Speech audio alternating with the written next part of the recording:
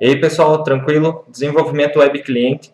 E hoje a gente vai ver um pouquinho aí sobre como trabalhar com tabelas e com listas aí dentro do HTML, tá? Como que a gente faz para construir essas estruturas aí, tá ok? Então, começando aqui pelas tabelas, para que servem as tabelas dentro do HTML, tá? As tabelas, elas foram originalmente criadas aí para trabalhar com dados tabulares, só que lá atrás, com o passar do tempo, elas foram sendo utilizadas para estruturar os layouts de websites e de aplicações web, tá ok? Só que depois, com toda a questão aí que tem de web standards, de tags semânticas, né? Agora com HTML5 muito mais isso daí, as tabelas pararam de ser utilizadas dessa forma, né? Para a criação de layouts, e voltaram a serem utilizadas para o que elas realmente eram, para o que realmente era a proposta delas, né? Que era tabular dados, tá? Então a gente vai ver como trabalhar com as tabelas aí para trabalhar nesse sentido aqui, tá ok? Então nunca usem tabelas para criar layouts, porque isso daí é errado, não é esse o sentido para o qual elas foram criadas, tá ok? Quais tags vocês vão usar aí para criar as tabelas, tá? Então a gente tem aqui a tag table, que vai identificar, né, onde que inicia, onde que termina a nossa tabela. E basicamente as tags tr e td, tá? Com essas três tags aí você já consegue montar uma tabela tranquila. Só que o que acontece? Se você quiser uma tabela realmente semântica, com um nível de acessibilidade e de usabilidade, uma facilidade de programação também para você mais fácil depois, você vai ter que trabalhar com todas essas tags aqui, tá ok? Porque vai ficar mais fácil de fazer tudo isso daí.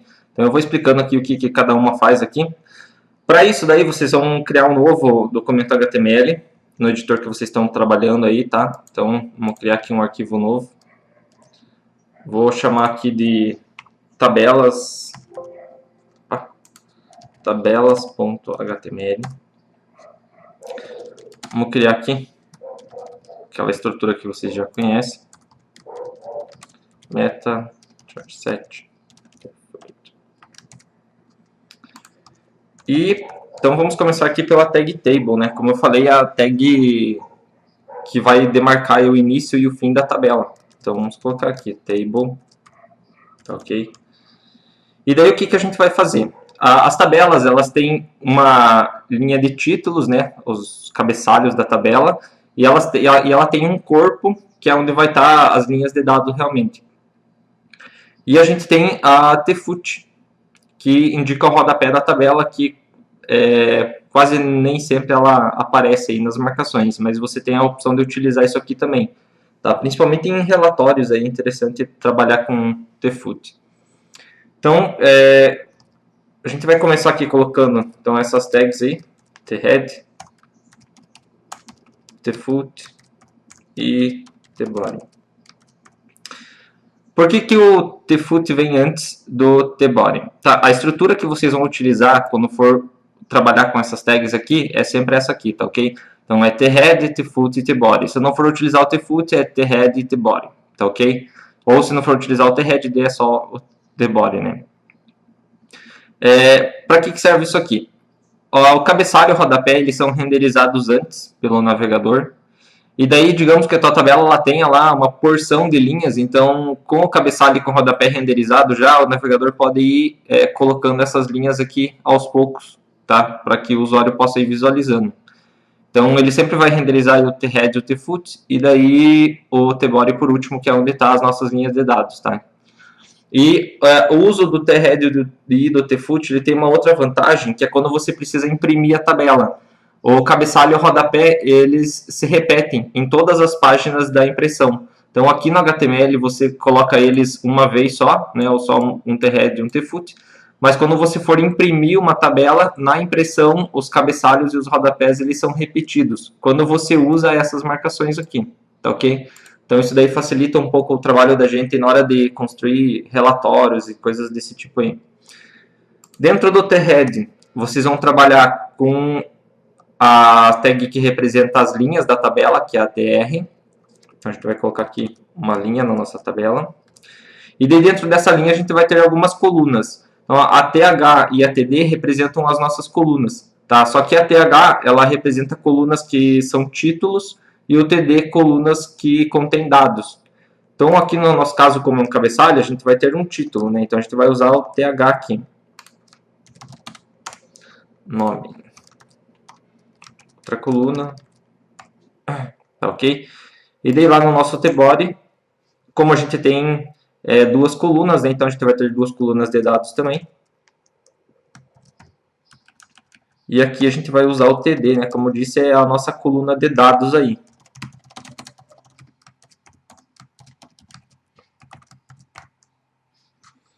E daí para cada linha de informação aí, você vai só repetindo a estrutura que você já tem aí. Tá ok? Então vamos ver como que vai ficando a nossa tabela aqui. Então é a nossa tabela, as colunas de título e as colunas de dados aí, tá? O nosso tfoot aqui ele não vai ter basicamente nada aí, mas vamos só colocar alguma coisa aqui para vocês terem como exemplo. Então td, só repetir ali nomes e dados, ok? Só para ter ali essa representação aí do tfoot. Então, ó, embora o tfoot ele venha antes do tbody, na hora de renderizar ele é sempre colocado depois do tbody, tá? Então não precisa se preocupar em relação a isso daí, mas é sempre bom lembrar da ordem, tá? Thead, tfoot e daí o tbody. Seguindo, nós temos aqui também para trabalhar na tabela a tag caption, para representar um título para nossa tabela aí. Então a gente vai colocar aqui caption, clientes da empresa X. Então tá lá ó, o título da nossa tabela aí. Tá? Tag caption ela sempre vem antes de tudo que está dentro da tabela, tá bem próxima da tag table aí. Então basicamente é essa estrutura que vocês vão utilizar para a tabela aí. A tag caption ela é opcional também, então não precisa estar sempre utilizando. Como eu falei, a estrutura mínima aqui é a tag table, a tr e a td, tá? São essas três tags aí. Mas é interessante utilizar todas as outras aqui até para facilitar depois, na hora que você for trabalhar com a parte do CSS e também quando for trabalhar com o JavaScript, tá? Fica muito mais fácil você conseguir alcançar as coisas quando esses itens estão mais agrupados aí, tá ok? Seguindo aqui, alguns atributos para tag table, né, que não são permitidos no HTML5, mas que em outras versões tem. Aqui eu vou usar só para que a gente consiga ter uma visualização melhor da nossa tabela aí, tá? Então, border 1 e largura, vamos colocar aqui 50%. Tá? Só para colocar uma bordinha na nossa tabela aí e o tamanho dela. Como eu disse, isso aqui no HTML5 não existe, tá? Porque esse tipo de coisa aqui você tem que fazer através do CSS e não no HTML, tá? Então, isso aqui, como faz parte da apresentação, da camada de apresentação, então você tem que fazer isso aí tudo no CSS, tá? Então, você não vai fazer dentro do HTML. Então, aqui eu coloquei só para que a gente consiga enxergar melhor a nossa tabela ali, tá ok? Seguindo, outra coisa que vocês podem fazer nas tabelas é trabalhar aqui com dois atributos, né? Tanto para o TH quanto para o TD, que são os atributos colspan e rowspan. Então, o colspan ele vai permitir o agrupamento de colunas e o rowspan o agrupamento de linhas. É como se fosse lá a nossa mesclagem, né, nas planilhas que a gente tem aí no Excel ou no Calc, aí, tá ok? Então, vamos ver como que vai funcionar isso daí lá no nosso código. Então, aqui o que a gente vai fazer aí? Para trabalhar com o colspan, eu vou criar uma coluna nova aqui, vou chamar de salários. E essa coluna, ela vai ter que fazer o colspan de 3. Então, ele vai mesclar 3 colunas para mim. Então, aqui assim, ó, no meu título ali, eu estou dizendo que eu tenho que ter mais 3 colunas. Então, assim, eu tenho aqui 1, 2, mais 3. Então, eu tenho que ter 5 colunas de dados, tá? Então, eu tenho aqui 2, 2, 2. Então, em cada linha para baixo disso aqui, eu tenho que ter 5 colunas também. Então, o que eu vou fazer aqui? A gente vai criar essas 3 colunas ali que a gente mandou agrupar, ok? Então, vamos colocar aqui.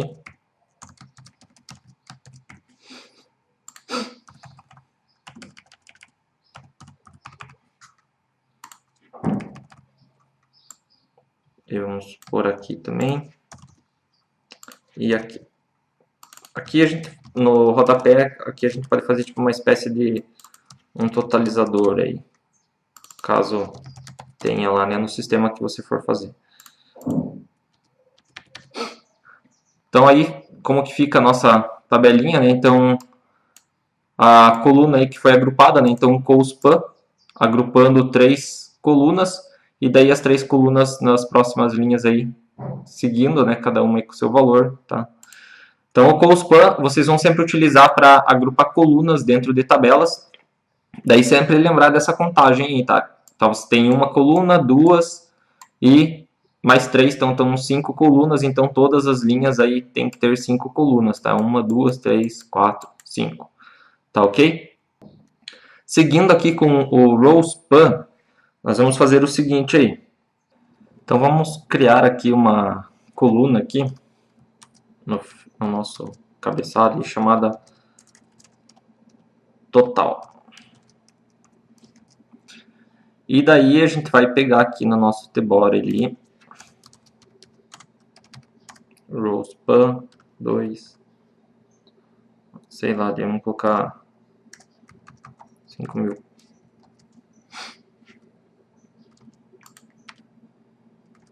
E daí a gente tem o nosso tfoot aqui também.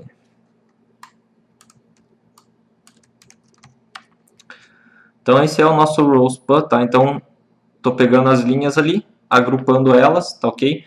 No RowSpan aqui, diferente do COSPAN, onde a gente tem que ir adicionando as colunas, no RowSpan você não acrescenta colunas nem linhas aí, tá ok?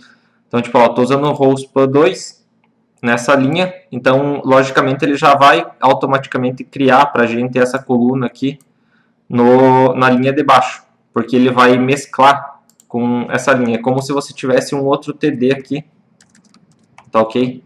Para seguir essa mesclagem aqui, mas você não precisa pôr, porque o RowSpan ele já faz isso aí para você, tá ok? Então, a partir da linha que você coloca o RowSpan, as outras para baixo não precisam ser adicionadas colunas, tá? Diferente do COSPAN, que quando você usa ele, você tem que adicionar as colunas para o qual essas essas colunas vão ser mescladas aí, tá ok? Um outro detalhe aqui, quando você usa o RowSpan, ele não consegue passar através das fronteiras aqui de thead, tfoot e tbody, tá ok? Então, por isso que eu coloquei 2, ele só usou as linhas que estão dentro do tbody. Aqui, eu posso colocar 10, por exemplo, e ele não vai pegar nem o thead nem o tfoot, tá ok? Porque ele não sai das fronteiras de onde ele está inserido. Então, se você colocar o RowSpan no thead, ele vai funcionar só no thead. Se você colocar no tbody, ele funciona só no tbody, tá ok? Então, ele não ultrapassa as fronteiras aí. Tá? Lembre disso daí quando for trabalhar com RowSpan ou com COSPAN aí. Seguindo aqui, em relação às listas, tá? A gente tem 3 tipos de listas aí para trabalhar com HTML. Tá? Listas ordenadas, listas não ordenadas e listas de definição, tá ok? Então a gente vai ver aqui como que trabalha com cada uma delas aí. Então só vou apagar essa tabela aqui. Mais fácil, né? Vamos deixar a tabela aqui e vamos criar um arquivo novo aí. Vamos chamar aqui de listas.html. Assim vocês podem ter o código como exemplo aí, né, para estar utilizando.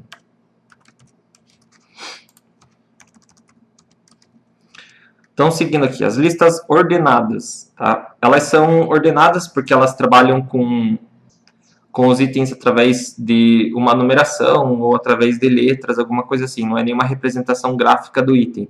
As não ordenadas, elas são representadas por algum item gráfico aí, tipo uma bolinha, um quadrado, alguma coisa nesse sentido, tá ok? E as listas de definição, que a gente vai ver, eu já explico para que elas servem aí.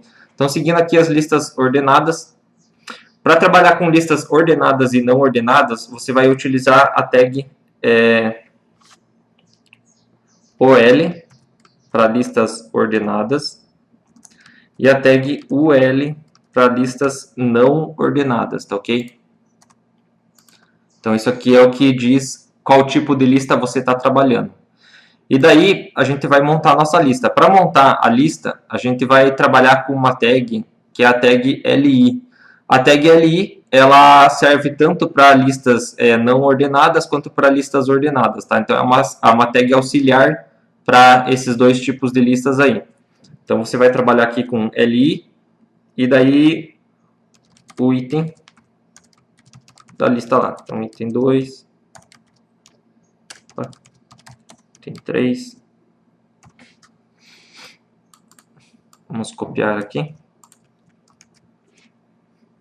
Vamos ver lá nosso listas. Então, as nossas listas aí, tá? Então, a lista ordenada, colocando ali através de números e as listas não ordenadas ali com a bolinha ali. Você pode mudar esses valores aí, tá? Através do atributo type, para indicar qual que é o formato dessa lista. Então, você pode vir aqui, type, vamos colocar o A ali. Tá, ele vai fazer uma lista ali com ABC e assim por diante. E você pode colocar também para iniciar, tá? Então, digamos aqui, eu vou colocar numeração romana aí. Start em... Aqui. Opa.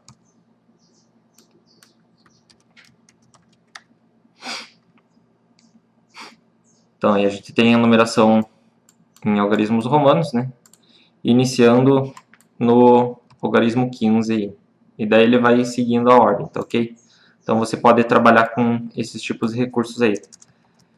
E na não ordenada, o atributo type, como eu coloquei, que ele está descontinuado no HTML5, tá? Mas você tem essa opção de poder trabalhar aí. Então você pode mudar a aparência da lista aí. Então, agora ele tem uns quadrinhos ali. Tá ok? Então essas são as nossas listas aí ordenadas e listas não ordenadas que você tem para trabalhar aí no teu HTML. E daí a gente tem aqui as listas de definição. As listas de definição, elas servem para que você monte definições de termos que você possa ter na tua página. O pessoal usa bastante para montar aquelas FAQs, né, aquele conjunto de perguntas e respostas lá em websites. Então você pode trabalhar com isso daí através das listas de definição. Como que você vai montar isso daí? Então a gente vai pegar aqui, começar pela tag DL, que é a nossa tag container aí da nossa lista de definição. E daí a gente tem as tags DT e DD. A DT é onde você vai colocar o termo e a DD é a descrição daquele termo. Então, DT, vamos colocar aqui. Vamos lá, HTML, DD.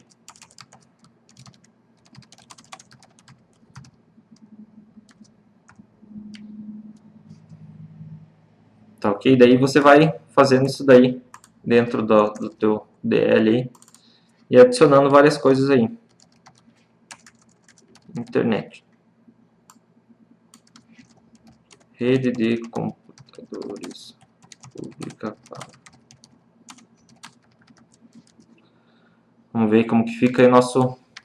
Então, nossa lista de definição, tá? Então, você tem o termo e a definição dele. O termo e a definição. Então, como eu falei, o pessoal usa isso aqui bastante para montar aqueles conjuntos de perguntas e respostas, né? Aquelas FAQs.